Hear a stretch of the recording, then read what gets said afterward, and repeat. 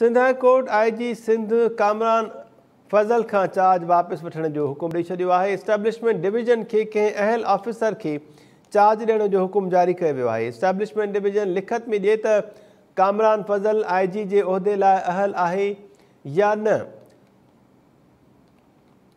अदालत जो चवणो त IG सिंध जेका रिपोर्ट पेश कई उहा क़बूल नाहे। Sindh high court IG Sindh Kamran Fazal Khan charge वापस वठण जो हुकुम ॾेई छॾियो आहे। एस्टेब्लिशमेंट डिवीज़न खे कंहिं अहल ऑफिसर खे चार्ज ॾियण जो हुकुम जारी कयो वियो।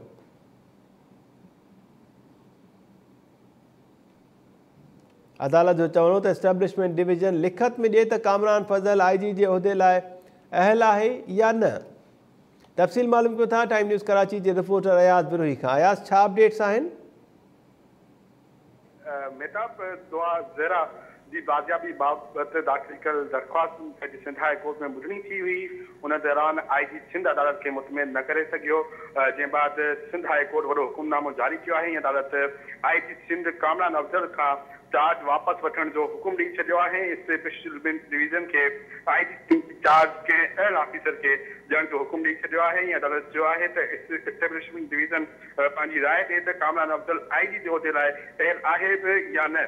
इन खां अलावा अदालत में जेका IG सिंध रिपोर्ट पेश कई हुई उहा बि अदालत रद्द करे छॾी आहे। अदालत चयो आहे त IG सिंध गैर हक़ीक़ी रिपोर्ट पेश कई आहे ऐं उहा क़ाबिल क़बूल न आहे, जंहिं करे उहा रिपोर्ट जेका आहे उहा रद्द कई वञे थी। इन खां अलावा इहा जेका लिखत में हुकुमनामो जारी थियल आहे इन जी कापी अदालत जेको आहे वफ़ाक़ी हुकूमत, attorney general, chief secretary Sindh ऐं ॿिया लाॻापियल जेके इख्तियारूं आहिनि उन्हनि खे पहुचाइण जी बि हिदायत करे छॾी आहे। अदालत पंहिंजी ऑब्ज़र्वेशन में चयो आहे त IG सिंध कामरान अफ़ज़ल जेको आहे हिकु ॿारी खे बाज़ियाब कराइण में बि जो नाहे ऐं इन हवाले सां केतिरा ई ॾींहं थी विया आहिनि त दुआ ज़रा खे बाज़ियाब न पियो करायो वञे। हिते जेको आहे सॼी सिंध जी आवाम आहे उनजी हिफ़ाज़त करण लाइ जेको आहे हिते कामरान अफ़ज़ल जे उहिदे ते जेको आहे सवाल उथनि था। उन करे IG सिंध जेको कामरान अफ़ज़ल आहे उहो IG सिंध जे उहिदे लाइ अहल न आहे, इन करे इनखे हटायो वञे ऐं ॿियो को अहल ऑफिसर मुक़ररु कयो वञे। जी अयाज़, कराची वासियुनि जेका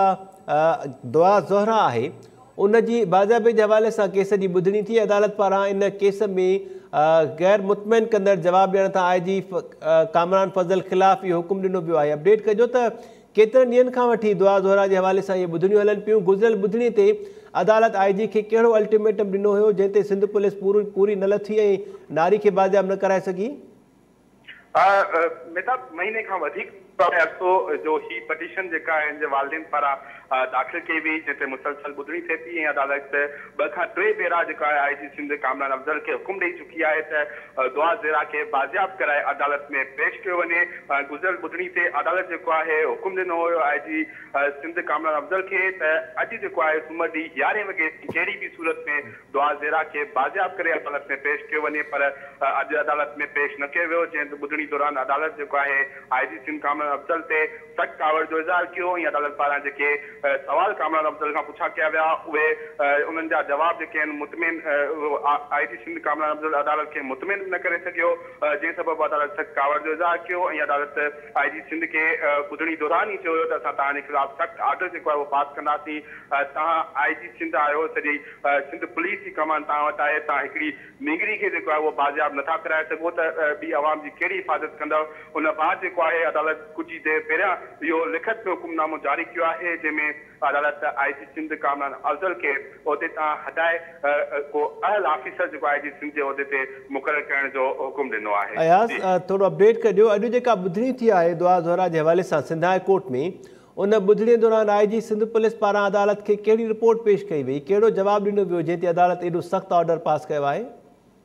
मेहताब, IG सिंध पारां रिपोर्ट पेश कई हुई त असांजूं मुख़्तलिफ़ टीमूं जेके आहिनि उहे KTK में मौजूदु आहिनि ऐं जिथे ट्रेस करणु वञूं था दुआ ज़रा खे त उतां जेको आहे दुआ ज़रा गाइब थी वञे थी ऐं कुझु माण्हू आहिनि जेके दुआ ज़रा ऐं उन जा जेके सावरा आहिनि उन्हनि खे सपोर्ट कनि पिया ऐं उन्हनि सबबु बि उन्हनि खे ख़बर पए थी असांजी टीम जिते छापो हणण वेंदी आहे उन खां 10 मिंट अॻु में ई उहा दुआ ज़रा खे उतां जेको आहे गाइब कयो वेंदो आहे, जंहिं सबबु असां दुआ ज़रा खे जेको आहे ट्रेस न पिया करे सघूं, जंहिं ते अदालत जेको आहे इहो कावड़ जो इज़हार कयो त तव्हांजी हेॾी पुलिस फोर्स आहे, छा तव्हां पुलिस फोर्स जेका आहे उहे अॻियां माण्हू एॾा ताक़तवर आहिनि जो उन्हनि जे अॻियां पुलिस जेका आहे उहा बेवस बणियल आहे। उन ते अदालत जेको आहे सख़्तु जेको आहे कावड़ जो इज़हार कयो, छाकाणि जो IG सिंध कामरान अफ़ज़ल जेका रिपोर्ट पेश कई उन में सिर्फ़ु जेको आहे खानापुरी थियल हुई, जेका अदालत पाण इन ते ऑब्ज़र्वेशन ॾिनी त हीअ सिर्फ़ु जेका रिपोर्ट आहे सिर्फ़ु असां खे खानापुरी लॻे थी ऐं के बि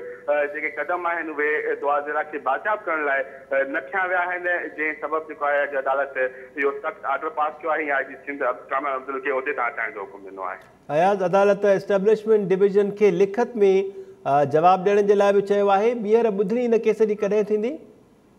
जी बिल्कुलु मिसाब ही ॿुधणी जेका आहे जुमे ते ॿीहर थींदी, तेसि ताईं अदालत जो आहे त कामरान अफ़ज़ल खे फौरी तौर ते जेको आहे उहिदे तां हटायो वञे ऐं उन जॻह ते को क़ाबिल ऑफिसर मुक़ररु कयो वञे ऐं उहो क़ाबिल ऑफिसर जेको आहे डिवीज़न खे अदालत जो आहे त उहो अहिड़ो क़ाबिल ऑफिसर हुजे जेको दुआ ज़ेरा खे बाजाब कराए सघे ऐं ॿिया जेके मामला आहिनि सिंध जा उन्हनि खे बि ॾिसी सघे ऐं अहल हुजे जेके इन्हनि मामलनि खे इन्वेस्टिगेशन ते या ॿी जेका पुलिस जी कमान आहे उहा करे सघे, छाकाणि जो IG सिंध जेको हिन वक़्ती IG आहे कामरान अफ़ज़ल उन मां अदालत टोटली जेका आहे उहा मुतमिन न आहे रही ऐं अदालत कावड़ जो इज़हार बि कयो ऐं अदालत चयो आहे त एस्टेब्लिशमेंट डिवीज़न लिखत में इहो ॾे त कामरान अफ़ज़ल IG जे उहिदे जो लाइ आहे बि या न, या उनखे ईअं जेको आहे इहा दाज ॾिनी वई आहे।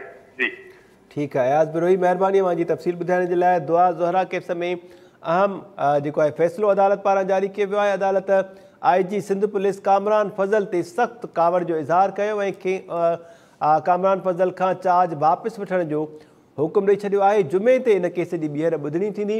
अदालत एस्टेब्लिशमेंट डिवीज़न खां लिखत में जवाब बि तलब कयो आहे त लिखत में ॿुधायो वञे त कामरान फज़ल IG जे उहिदे जे लाइ अहल आहे बि या न। IG सिंध जेका रिपोर्ट पेश कई उहा अदालत अॼु रद्द करे छॾी आहे। अदालत पारां सख़्तु कावड़ जो इज़हार बि कयो वियो।